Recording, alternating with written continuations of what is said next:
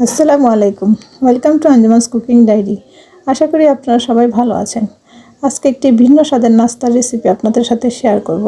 এবার একটি ফ্রাই প্যানের মধ্যে নিয়ে নিব 1 টেবিল চামচ পরিমাণ পাঁচফোড়ন, 1 চামচ পরিমাণ আস্ত ধনিয়া আর 4টা শুকনো মরিচ। এবার মশলাগুলোকে ভালোভাবে ভেজে গুঁড়ো করে নেব। এখন একটা বাটিতে নিয়ে নেব 1/2 কাপ পরিমাণ তেঁতুল। তেঁতুলটাকে আমি পানি দিয়ে ভিজিয়ে রাখবো 10 মিনিটের জন্য। এখানে নিয়ে নিব 4-5টা কাঁচামরিচ কুচি, 1/2 চামচ নাগামরিচ কুচি, 2 চামচ পরিমাণ ধনিয়া পাতা কুচি, 1/2 কাপ গাজর কুচি, 1/2 কাপ টমেটো কুচি, 1/2 কাপ শসা কুচি আর 1/2 কাপ থেকে একটু কম পেঁয়াজ কুচি আর 1 ফালি লেবু। এবার তেঁতুলটা ভিজে গেলে হাত দিয়ে চটকে তেঁতুল থেকে বিচিগুলো আলাদা করে নিব। তারপর এতে স্বাদ মতো লবণ, 1/2 চামচ বিট লবণ, 1/2 চা চামচ ভাজা জিরা গুঁড়া, 1 চামচ চটপটি মশলা আর 2 চামচ চিনি দিয়ে সবগুলো উপকরণ ভালোভাবে মিশিয়ে নিব। তারপর এর মধ্যে দিয়ে দিব 1 টুকরো লেবু আর অল্প পরিমাণের ধনেপাতা।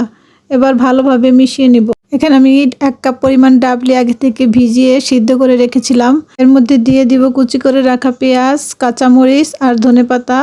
তারপরে শুকনো উপকরণগুলো মিশিয়ে নিব। স্বাদ মতো লবণ, 1/2 চামচ বিট লবণ, 1/2 চামচ জিরা গুঁড়া, আগে থেকে যে মশলাটা তৈরি করে রেখেছিলাম সেই মশলাটা, আর দিয়ে দিব 2 চামচ পরিমাণ চটপটি মশলা। এবার সবগুলো উপকরণ দিয়ে ভালোভাবে মিশিয়ে নিব। এই নাস্তাটা আপনারা অবশ্যই একবার হলেও ট্রাই করবেন। অনেক মজার এবং অনেক টেস্টি হয় এই নাস্তাটা খেতে। এবার নিয়ে নেব একটা রুটি। এই রুটিগুলো সচরাচর দোকানে কিনতে পাওয়া যায়। একটা ছুরির সাহায্যে রুটিটাকে মাঝখান দিয়ে অর্ধেক করে নিব। এরপর এর মাঝখানে আমি দিয়ে দিব যে ঘুগনিটা তৈরি করে রেখেছিলাম মশলা দিয়ে, সেই ঘুগনিটা। এরপর এর মধ্যে দিয়ে দিব কুচি করে রাখা শসা, গাজর আর টমেটো।